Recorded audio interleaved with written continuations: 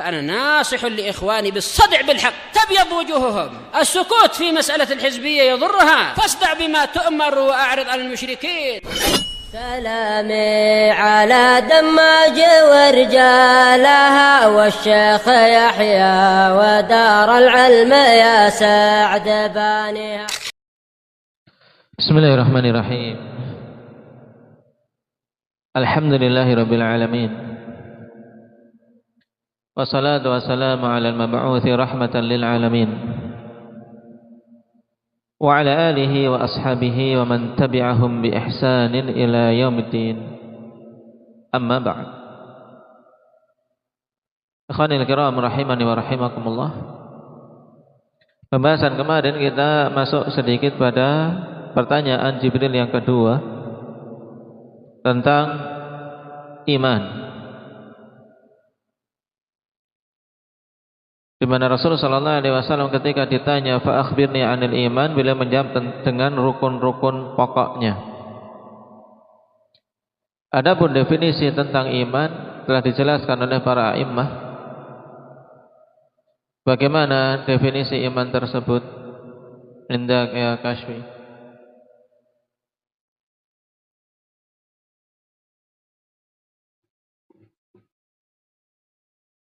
Nah, taib yang dikumpulkan atau diringkas oleh para imam dengan 5 nun. Naam, qaulun bil lisan wa i'tiqadun bil janan wa amalun bil jawarihi wal arkan, yazidu bi ta'atir rahman wa yanqusu bi ta'atis syaitan. Naam, diingat-ingat. Ini iman. Dan inilah yang diyakini oleh ahli sunnati wal jamaah tentang definisi iman yang berkaitan dengannya. Akhwan, menyimpang beberapa kelompok. Menyimpang orang-orang khawarij, menyimpang orang-orang murji'ah. Taib, dalam permasalahan apa? Definisi iman. Makanya kalimat yang ringkas tadi, hafal, ya, kemudian pahami, dan yakini. Kemudian gali kandungan-kandungan yang terkandung di dalamnya, akhwan, karena itu adalah perkara yang ahli sunnati wal jamaah berijma tentangnya. Iman itu qaulun bil lisan, perkataan dengan lisan, wa i'tiqadun bil janan, dan keyakinan dengan hati, wa amalun bil jawarihi wal arkan, dan beramal dengan anggota-anggota tubuh yang zahir. Ini 3 unsur yang dinukilkan oleh Imam Asy-Syafi'i rahimahullah ta'ala ijma' bahwasanya iman tidak akan terwujud apabila salah satu dari 3 unsur tersebut tidak ada. Jadi ketika-tidaknya harus ada untuk seorang betul-betul dikatakan mukmin.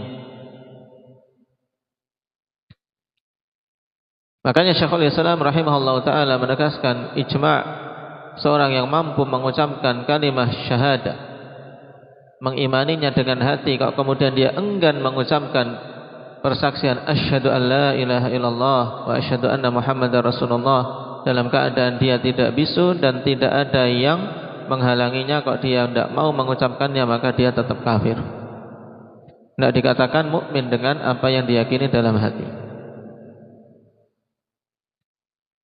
Baik. Dan pembahasan tentang iman serta penamaan ini termasuk diantara kemarin disebutkan istilahnya apa dulu?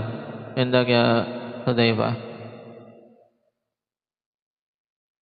Masalah asma wal ahkam, yang diantara khilaf pertama kali yang muncul di dalam Islam, sehingga muncul firqah Khawarij. Firqah yang awal muncul dalam Islam, akhwan, firqah Khawarij, dan diantara sebab kesalahan mereka pertama kali yaitu menyelisih ahli sunnah dari sisi ini, permasalahan asma wal ahkam.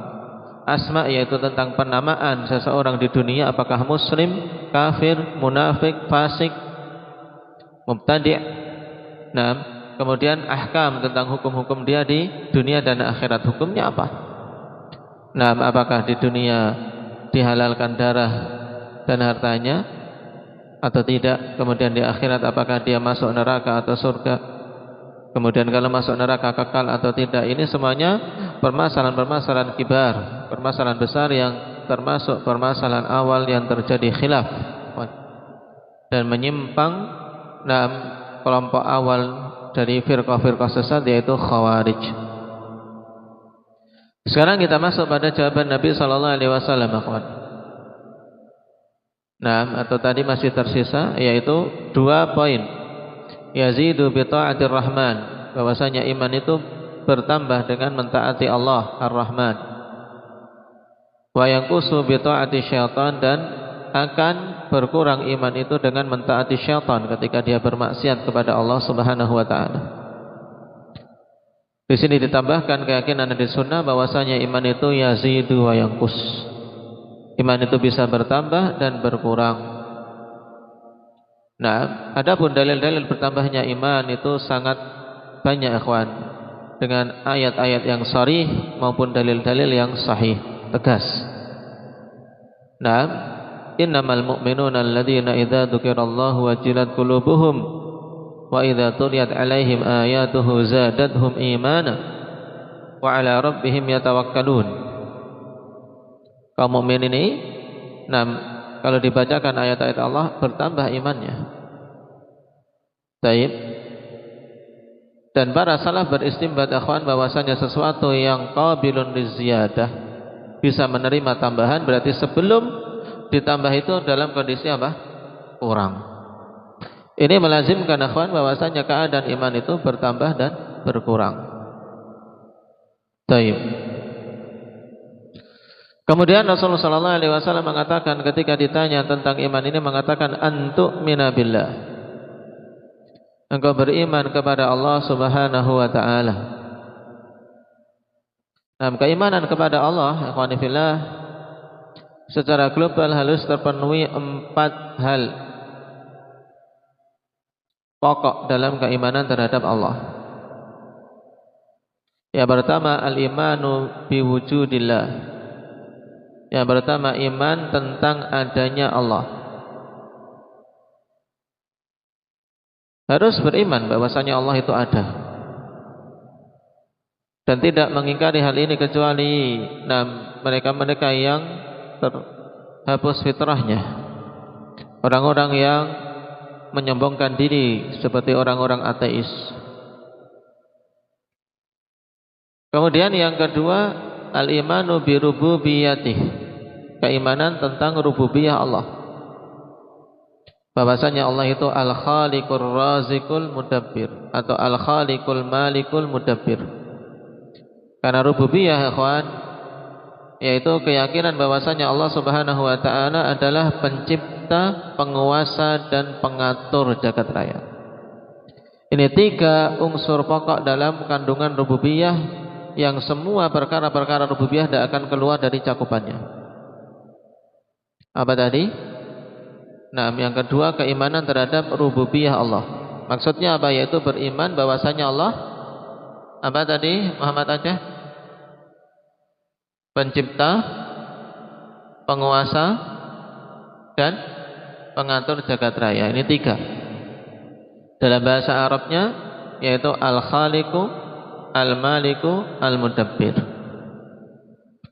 Nah, dialah yang menciptakan, kemudian apa? Yang menguasai dan yang mengatur jagat raya. Ini semuanya cakupan rububiyah, kawan. Nah, yang memberi rezeki ini juga masuk cakupan pengaturan. Mematikan, menghidupkan, cakupan pengaturan. Baik. Kemudian yang ketiga, al-imanu bi asma'illahi wa sifatih. Harus beriman dengan nama-nama Allah Subhanahu wa taala dan sifat-sifatnya. Kita wajib menetapkan semua nama-nama dan sifat-sifat yang Allah tetapkan untuk dirinya, dan Rasulullah sallallahu alaihi wasallam khabarkan di dalam sunnah-sunnahnya.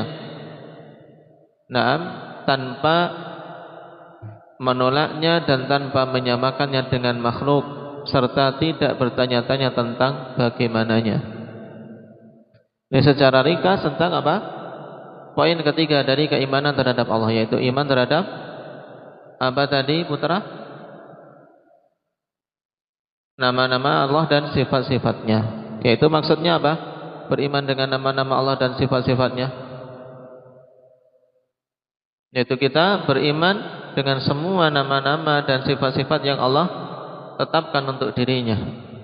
Dan Rasulullah sallallahu alaihi wasallam mengkhabarkan di dalam sunnah-sunnahnya, tanpa kita tolak dan tanpa kita samakan dengan nama dan sifat makhluk, dan juga tanpa kita bertanya-tanya tentang bagaimananya.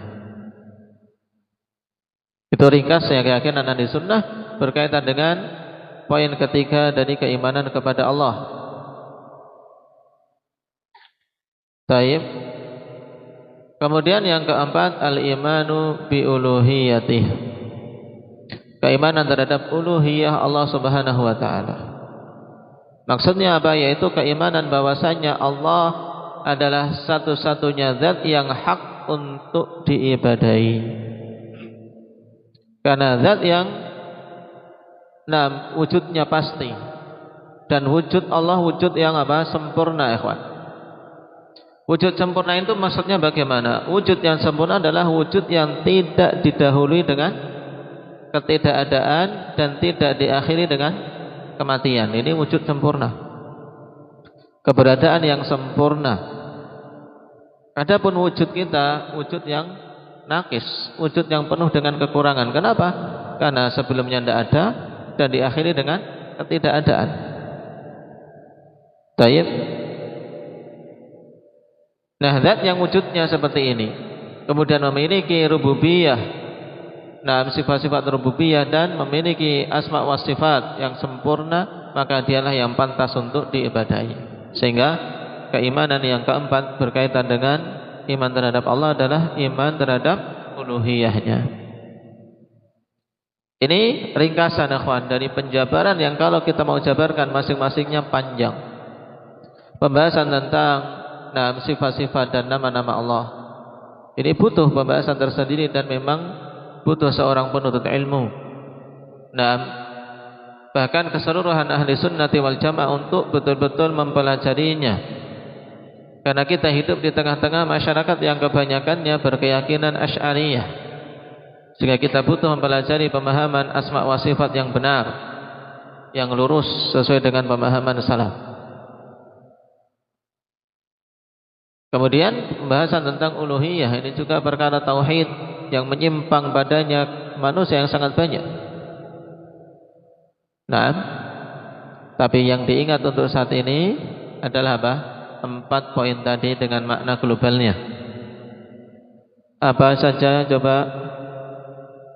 Saya ingin semuanya keluar dari majelis ini sudah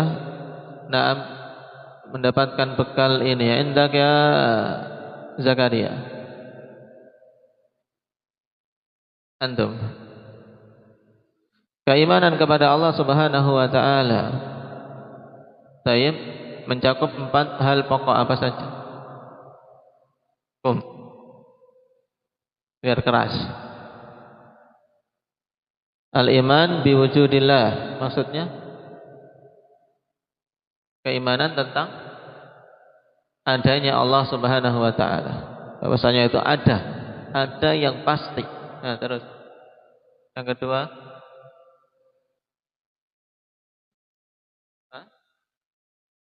al-imanu bi rububiyatillah.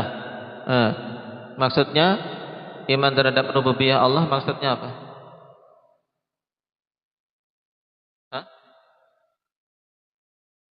Ya. Maksudnya beriman bahwasanya Allah itu, bahwasanya Allah itu adalah, terus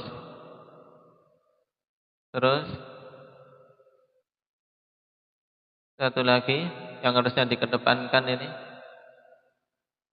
nggak ada habis kantor tidak memiliki kalau tidak apa?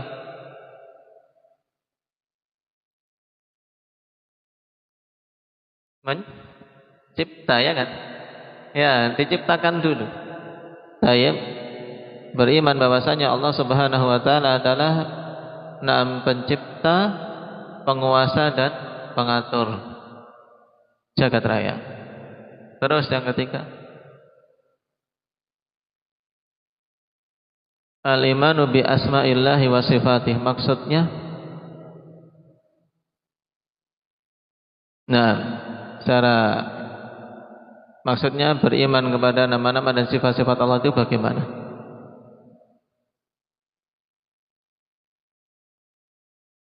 Taib, yaitu mengimani bahwasanya Allah memiliki nama-nama dan sifat-sifat yang kita wajib tetapkan sebagaimana ditetapkan dalam Al-Quran dan As-Sunnah, tanpa kita tolak, tanpa kita samakan dengan sifat para makhluk, juga tanpa kita bertanya-tanya tentang bagaimananya. Ini 3 hal diingat-ingat yang dilarang dalam pembahasan penetapan sifat.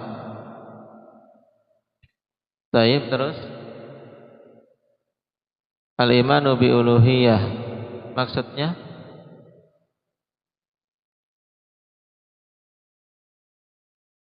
beriman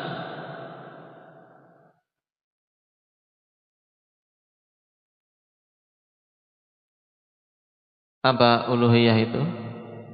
Itu beriman bahwasanya Allah Subhanahu wa taala satu-satunya zat yang berhak untuk diibadahi. Taib Idris.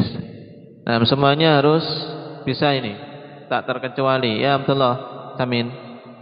Terus siapa ini? Muhammad.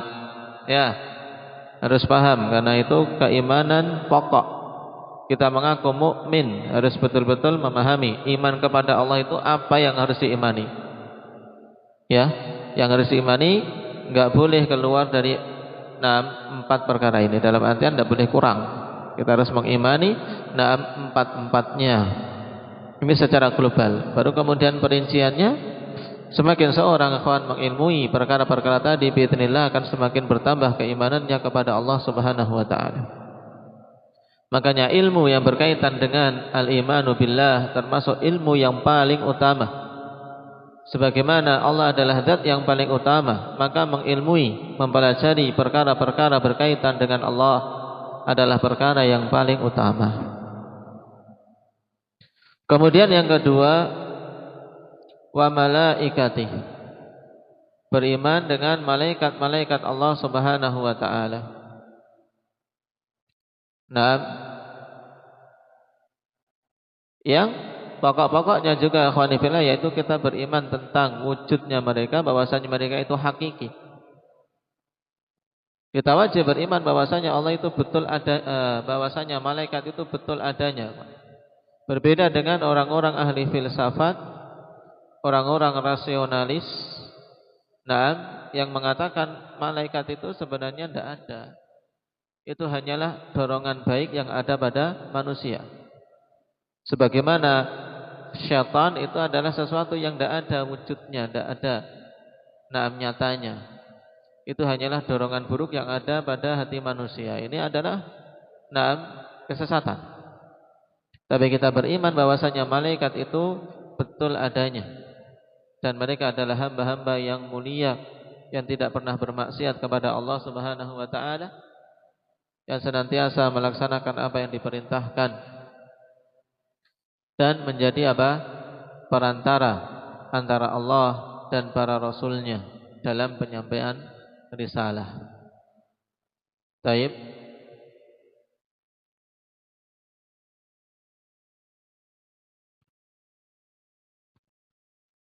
Dan malaikat akhwani fillah, kalau kita lihat dari asal katanya, maka menunjukkan bahwasannya mereka itu adalah rasul, adalah utusan Allah, tapi utusan dari kalangan kalangan malaikat. Karena utusan Allah ada 2 jenis.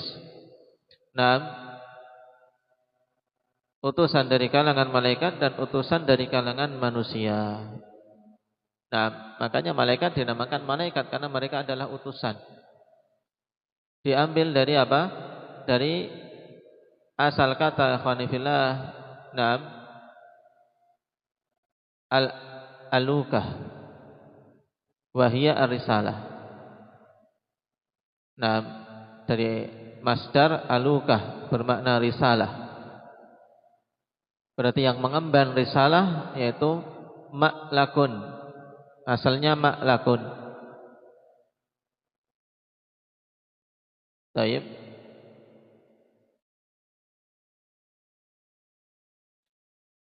Kemudian hamzahnya ikhwan dibuang. Taib.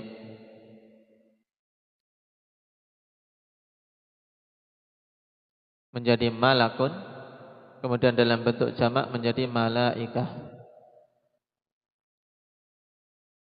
Jadi dari asal makna risalah, sehingga mereka adalah Rasul-Rasul Allah Subhanahu wa taala, tapi bukan dari kalangan manusia.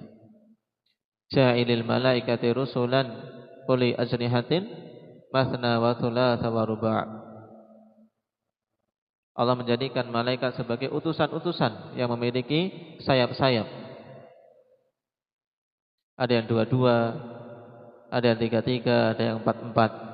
Dan sayap yang paling banyak yang dimiliki oleh malaikat Jibril, karena beliau adalah malaikat yang paling utama. Berapa jumlah sayapnya Muhammad? Sidoarjo? 600 sayap. Na'am, 600 janah. Kemudian wa rusulih, beriman kepada Rasul-Rasul Allah Subhanahu wa taala. Nah, yang ini adalah utusan-utusan Allah dari kalangan manusia yang menyampaikan kepada kita. Sedangkan malaikat tadi utusan Allah untuk menyampaikan kepada rasul-rasul tersebut. Makanya dikedepankan ikhwan dalam susunan tadi. Dari urut-urutannya atau urutannya apa dulu? Al-imanu an tu'mina billahi wa malaikatihi apa? Wa kutubihi, yang ketiga itu apa? Iman kepada kitab-kitab Allah Subhanahu wa taala. Yaitu beriman bahwasanya Allah Subhanahu wa taala menurunkan kitab-kitab. Taib, dan bahwasanya semua kitab-kitab Allah itu adalah kalamullah tabaraka wa taala yang padanya kebenaran yang pasti. Taib. Kemudian baru warusulihi, yang keempat, iman pada utusan-utusan Allah. Wal yaumil akhir, dan yang kelima beriman kepada hari akhir, hari kiamat, yang insyaallah perinciannya nanti pada bab-babnya tersendiri ya kawan. Dan juga telah kita bahas sebagiannya dalam Aqidah At-Tahawiyah. Kemudian wa tu'mina bil qadari khairihi wa syarrihi, engkau beriman kepada takdir yang baik maupun yang buruknya. Nah, munasabah ikhwan, di antara hal yang butuh dipahami di sini, dari urut-urutan tersebut mengisyaratkan ikhwan, urutan ini dari penyebutan iman kepada Allah, kemudian setelah itu malaikat, kemudian setelah itu kitab, baru para rasul. Ini dengan memperhatikan tartib urut-urutan ikhwan, dari sisi apa? Tersampainya agama ini, syariat ini kepada manusia. Syariat berasal dari Allah Subhanahu wa taala, kemudian Allah mengutus malaikat dengan membawa kitab-kitab. Kemudian kitab-kitab itu disampaikan kepada para rasul. Taib. Ini dari sisi hikmah urut-urutan yang dibawakan oleh Nabi sallallahu alaihi wasallam. Dan juga di antara berita para rasul adalah tentang hari akhir. Dikhususkan ikhwan, padahal beriman kepada hari akhir, demikian pula beriman kepada takdir, itu termasuk keimanan kepada rasul. Karena apa? Itu adalah berita-berita dari rasul. Jadi semua ini sebenarnya semuanya satu kesatuan ikhwan, tapi dirinci. Semuanya masuk pada berita, semua masuk pada iman kepada Allah. Karena semuanya adalah asalnya dari sisi Allah Subhanahu wa taala, berita-berita tentang hari akhir, demikian pula takdir dan syariat secara keseluruhan.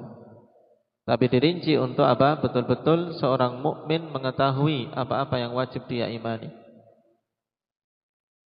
Makanya urutan ini adalah urutan terbagus untuk seorang membahas tentang rukun-rukun iman. Sebagaimana ditegaskan oleh Ibnu Abil Izz dalam Syarah Tahawiyah, seseorang ketika ingin membahas masalah akidah atau membuat kitab dalam masalah akidah, maka susunan yang paling bagus hendaknya menyesuaikan susunan seperti dalam hadis Jibril. Diawali dari iman pada Allah, kemudian iman terhadap malaikat, kemudian Alkitab, kemudian para rasul, hari akhir dan takdir. Makanya di antara yang dikritisi atas Imam At-Tahawi karena beliau tidak mengurutkan seperti itu, sehingga sulit terkadang untuk seseorang mencari mana yang butuh dirujuk dari kitab tersebut.